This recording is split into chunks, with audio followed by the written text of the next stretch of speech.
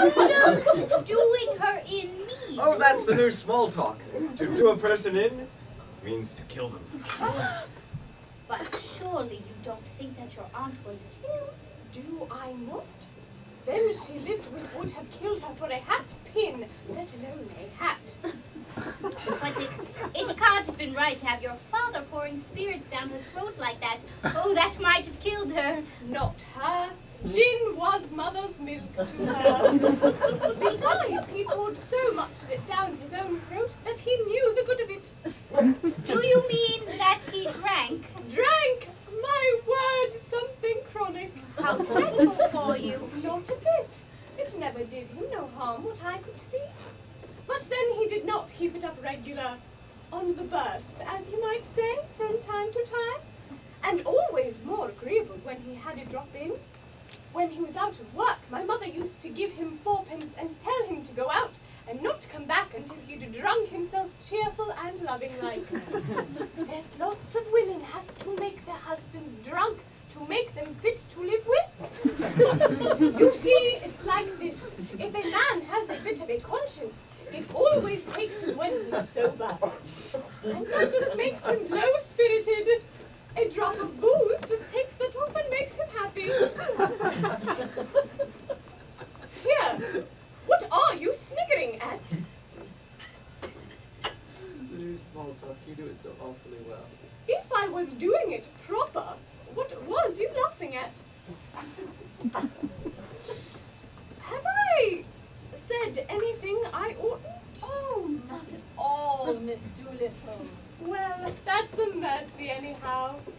What I always say. Well, I must go.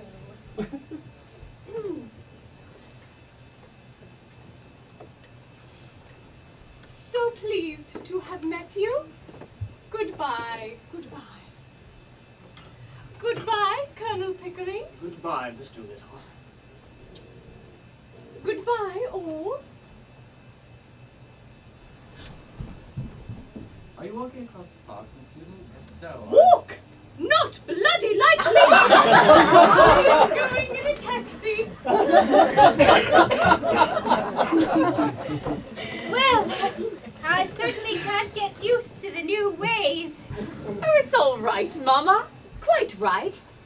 People will never think we do anything or go anywhere if you're so old-fashioned. I dare say I am very old-fashioned, but I do hope you won't begin using that expression, Clara. I've grown accustomed to hear you talking of men as rotters and calling everything filthy and beastly, though I do think it horrible and unladylike. But that last is really too much. Don't you think so, Colonel Pickering? Don't ask me. I've been away in India far too many years. Manners have changed so much that I sometimes can't tell if I'm at a respectable dinner table or a ship's forecastle. It's all a matter of habit. There's no right or wrong in it. And nobody means anything by it. And it's so quaint and gives such a smart emphasis to things that in themselves are not very witty. I find the new small talk delightful and quite innocent. Well, I think after that we should be going. Oh yes, we still have 3 at-homes to go to.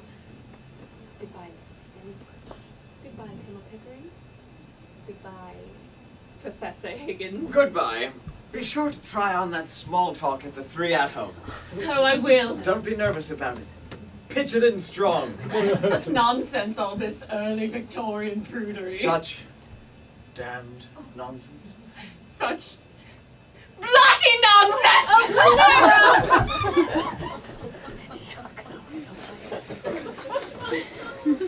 will I ask you? Goodbye. Goodbye.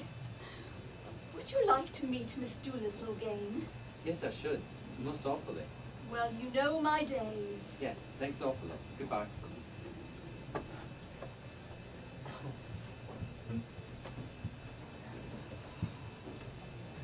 Goodbye, Mr. Higgins. Goodbye, goodbye.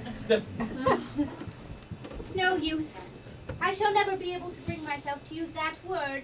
Well, don't. It's not compulsory, you know. You'll get along quite well enough without it. Only Clara's so down on me if I'm not be reeking with the latest slang. Goodbye. Goodbye.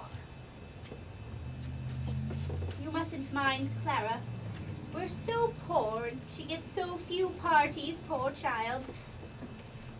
But the boy is nice, don't you think? Oh, quite nice. I shall always be delighted to see him. Thank you, dear. And goodbye. Goodbye.